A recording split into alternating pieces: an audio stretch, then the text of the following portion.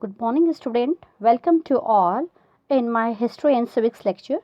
Student, in history's lecture, we are going to start our chapter number 1, History and Introduction. So, let us start our chapter with archaeological sources. Student, in previous session, you have learned about the history. And why do we study the history? Now, in this session, you will learn about the archaeological sources of history. In previous session, you have already discussed about the literary sources. And now, topic is archaeological sources. Archaeology is the study of human lives through the discovery and study of archaeological sources, such as ruins of buildings and coins, artifacts such as pottery, weapon, tools and coins, inscriptions, stone engravings and even shipwrecks. The archaeologists use the radiocarbon method to determine the date of the finds. Our knowledge of the prehistoric period comes solely from archaeological sources.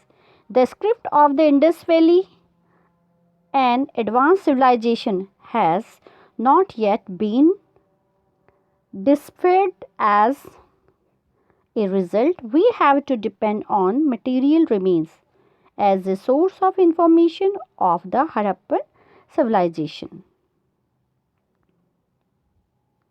History of ancient India is based heavily on evidence supplied by archaeology.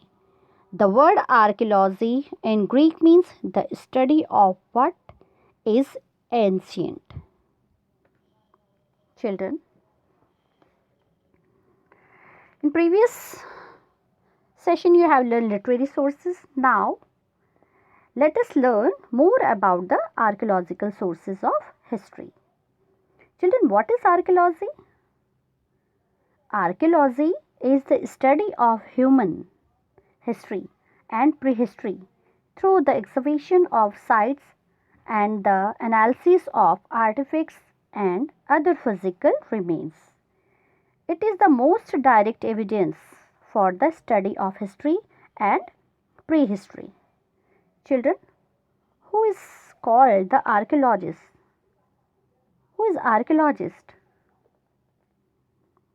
The scholars who study the excavation of sites and architectural remains like pottery, ornaments, seals, tablets, etc. are called archaeologists. So, children, archaeology is the study of human history and prehistory through the excavation. These sources are inscriptions, coins, monuments and artifacts.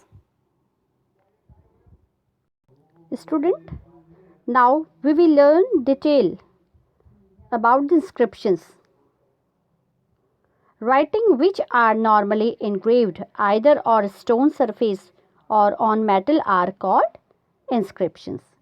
The study of inscriptions is called epigraphy. These are found mainly on rocks, pillars, stone tables, buildings and metal plates. A large number of inscriptions have been discovered in South India, written on plates of copper, stone walls of temples or on stone monuments. Inscriptions provide a lot of information about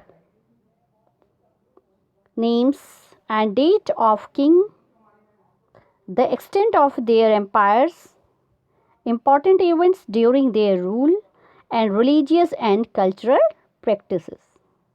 Ashoka's rocks inscriptions throw light on his religious beliefs, including his principles of Dhamma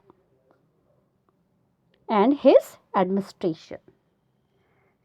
Children, what is inscriptions? What do you mean by inscriptions? Inscriptions are generally engraved in stone and metal. Engraved means to cut or design on the surface of a hard object. So, inscriptions are designed on the surface of a hard object. It is very reliable sources of information. It means writing which are normally designs on metal or stone surface are called inscriptions. Children, do you know that the study of inscriptions is called epigraphy? They are found mainly on rocks, pillars, stones, tablets, buildings and metals plates. Children, do you know that inscriptions give us a lot of information about name and date of kings? It gives us important information about the period, about the important events during their rules and cultural practices. For examples, Ashoka's rocks inscriptions throw light on his religious beliefs. Children, now next point is monument. Old buildings which are important historically are called monuments. Monuments such as fort, palaces, temples, etc. Students, what are monuments? Old buildings are called monuments like forts, palaces, temples. These places give us an idea about the life of people of a particular people. They are the example of engineering marvels and fine art. They are our heritage. Student, our all monuments are our heritage. They are the fine art, fine engineering art of our period. It is our responsibility to save our monuments and keep them as they are. So, student, we should save our monuments. Stupas of Bharat and Sanchi, Ajanta and Ellora caves, temples of Mahabalipuram and Thanjavur, Qutub Minar, etc. are the monuments of our country. Student, all these are our monuments.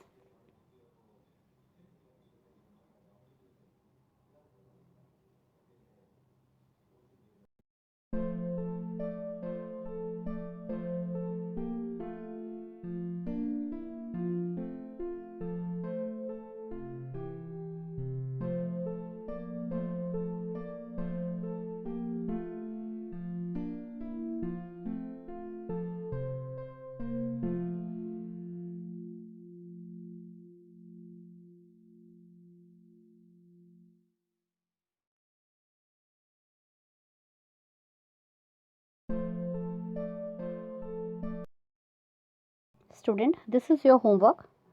Number 1, define the following. First one is archaeology, second one is inscriptions, third one is epigraphy, fourth one is heritage.